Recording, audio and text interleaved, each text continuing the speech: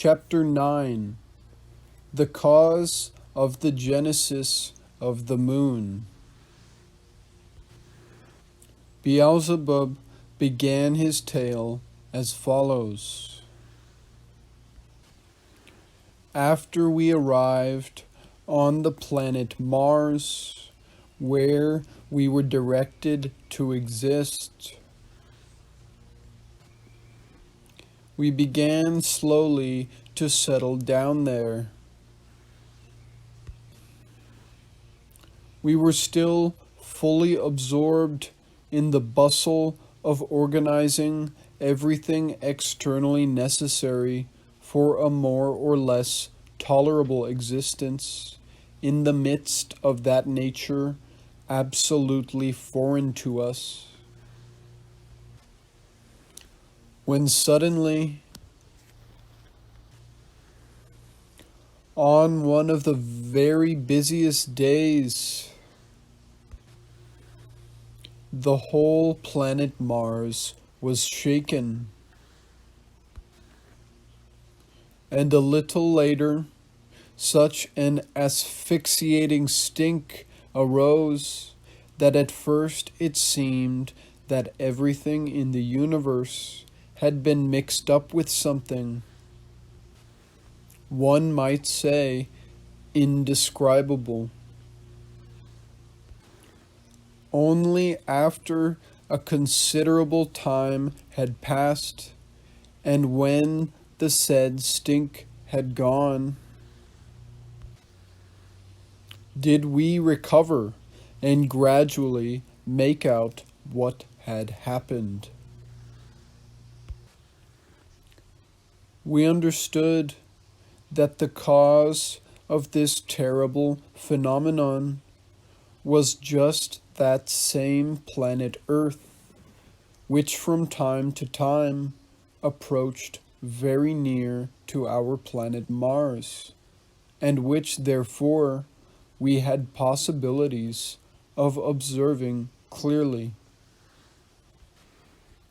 Sometimes even without a tescuano. For reasons we could not yet comprehend, this planet, it transpired, had burst, and two fragments detached from it had flown off into space. I have already told you that this solar system was then still being formed and was not yet blended completely with what is called the harmony of reciprocal maintenance of all cosmic concentrations. It was subsequently learned that in accordance with this said general cosmic harmony of reciprocal maintenance of all cosmic concentrations, there had also to function in this system a comet of what is called vast orbit, still existing and named the comet Condor. And just this very comet, although it was then already concentrated,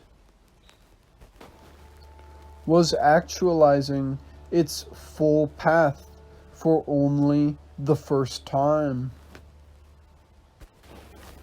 As certain competent sacred individuals also later confidentially explained to us, the line of the path of the said comet had to cross the line on which the path of that planet Earth also lay.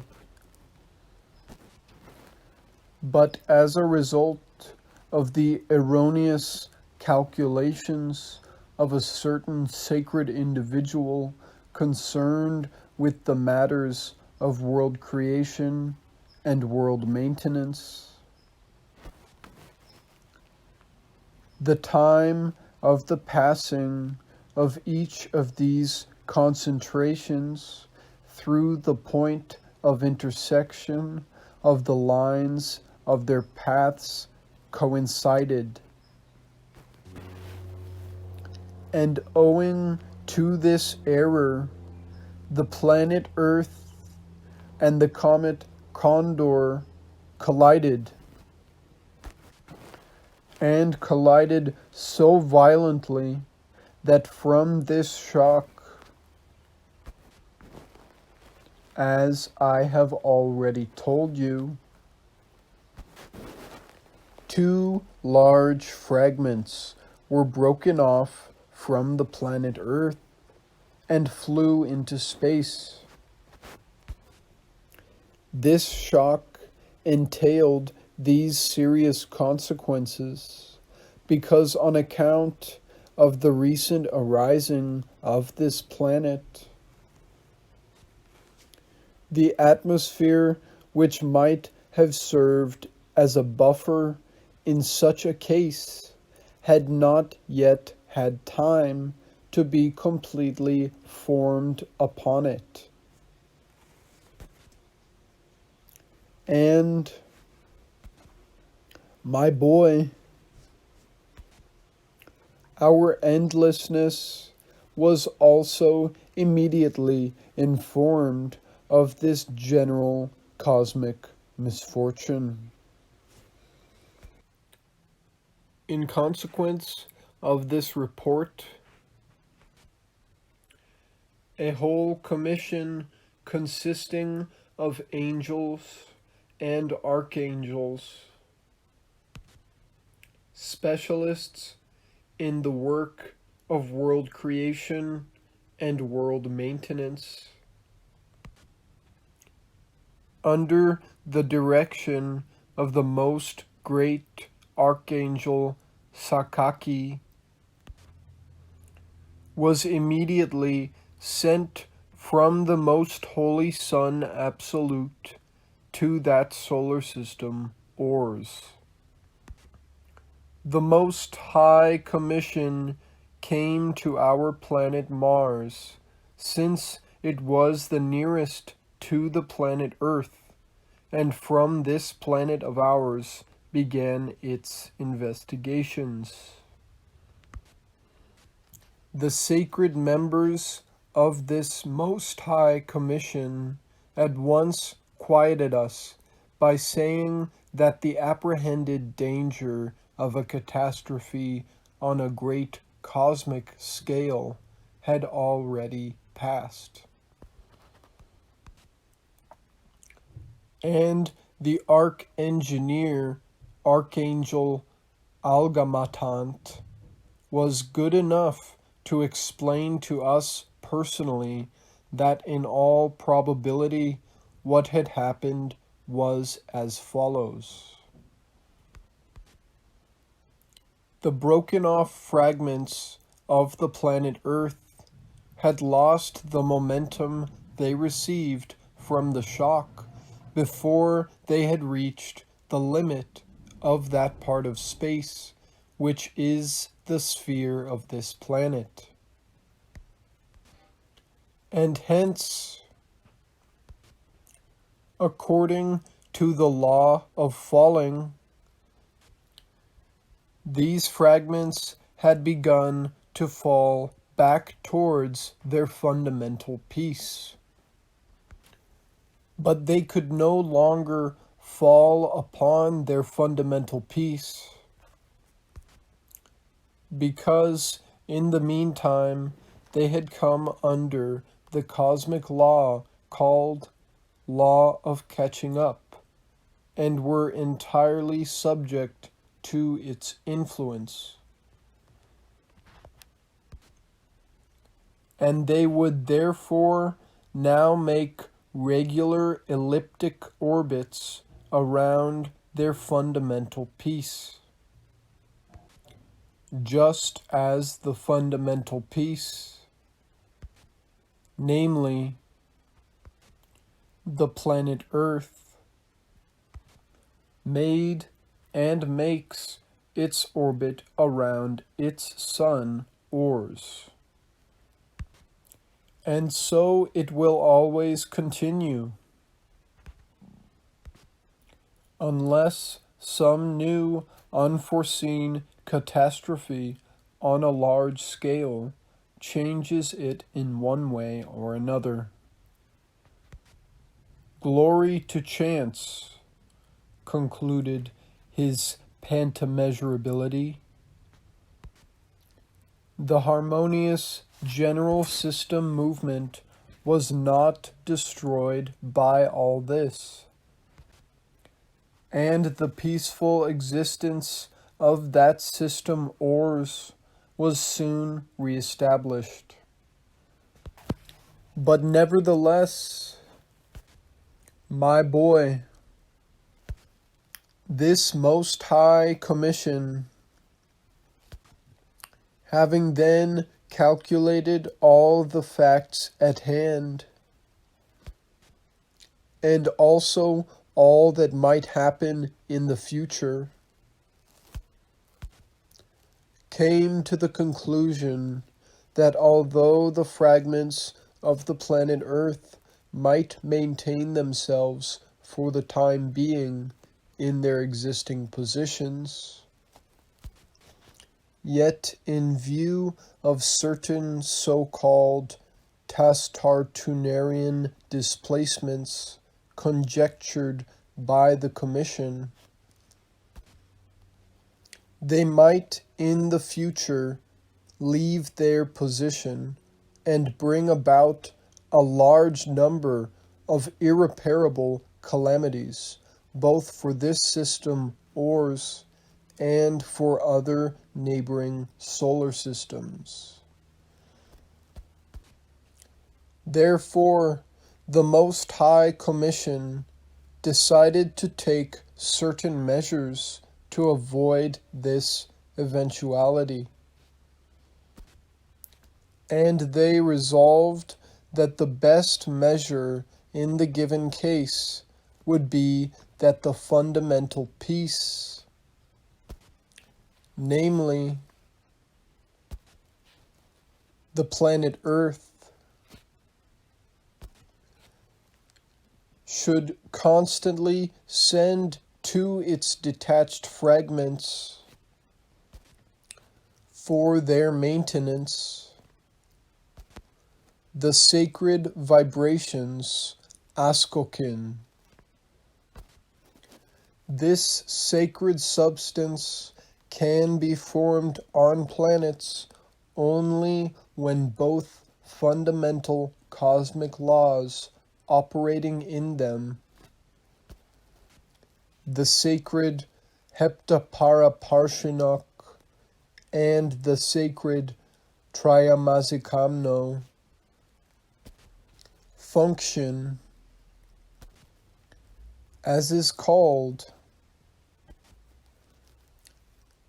Ilno Soparno.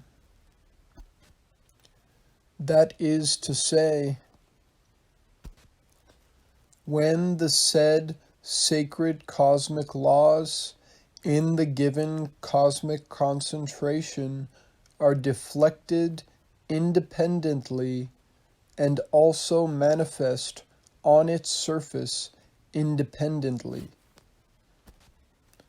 Of course, independently only within certain limits. And so, my boy, inasmuch as such a cosmic actualization was possible only with the sanction of his endlessness, the great Archangel Sakaki, accompanied by several other sacred members of that Most High Commission, set off immediately to his endlessness to beseech him to give the said sanction. And afterwards, when the said sacred individuals had obtained the sanction of his endlessness for the actualization of the Ilnosoparnian process on that planet also, and when this process had been actualized under the direction of the same great archangel Sakaki, then from that time on that planet also, just as on many others, there began to arise the corresponding, owing to which the said detached fragments exist until now without constituting a menace for catastrophe on a great scale. Of these two fragments, the larger was named Lun der Perzo, and the smaller Anulios. And the ordinary three-brained beings who afterwards arose and were formed on this planet also at first called them by these names. But the beings of later times called them differently at different periods. And in most recent times, the larger fragment has come to be called Moon. But the name of the smaller has been gradually forgotten. As for the beings there now, not only have they no name at all for this smaller fragment, but they do not even suspect its existence. It is interesting to notice here that the beings of a continent on that planet called Atlantis, which afterwards perished, still knew of this second fragment of their planet and also called it Anulios. But the beings of the last period of the same continent, in whom the results of the consequences of the properties of that organ called Kundabuffer, about which it now seems I shall have to explain to you, even in great detail, had begun to be crystallized and to become part of their common presences, called it also Kimespai, the meaning of which for them was never allowing one to sleep in peace. Contemporary three-brained beings of this peculiar planet do not know of this former fragment of their planet, chiefly because its comparatively small size and the remoteness of the place of its movement make it quite invisible to their sight, and also because no grandmother ever told them that once upon a time any such little satellite of their planet was known. And if any of them should by chance see it through their good, but nevertheless child's toy of theirs called a telescope, he would pay no attention to it, mistaking it simply for a big aerolite. The contemporary beings will probably never see it again, since it has become quite proper to their nature to see only unreality. Let us give them their due. During recent centuries, they have really most artistically mechanized themselves to see nothing real. So, my boy, owing to all the aforesaid, there first arose on this planet Earth also, as there should, what are called similitudes of the whole, or as they are also called, microcosmoses. And further,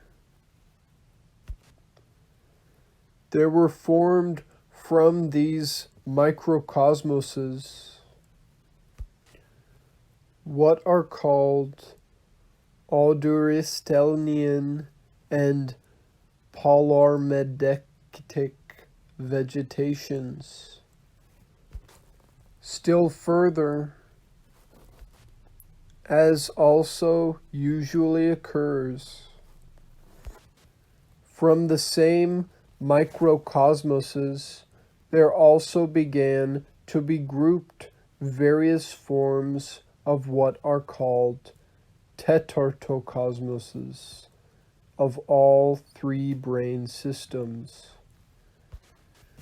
And among these latter there then first arose just those biped tetrartocosmoses whom you a while ago called slugs.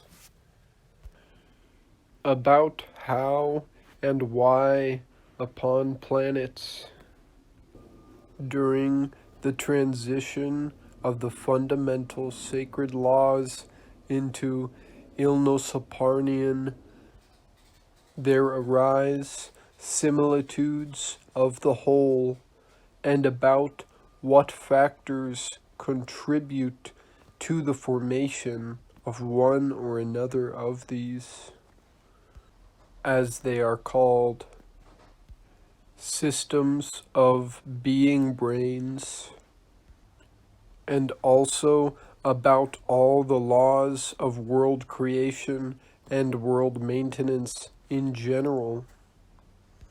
I will explain to you specially some other time. But meanwhile, know that these three-brained beings arising on the planet Earth, who interest you, had in them in the beginning the same possibilities for perfecting the functions for the acquisition of being reason, as have all other forms of tetrartocosmoses arising throughout the whole universe. But afterwards, just in the period when they also, as it proceeds on other similar planets of our great universe, were beginning gradually to be spiritualized by what is called being instinct. Just then, unfortunately for them, there befell a misfortune which was unforeseen from above, and most grievous for them.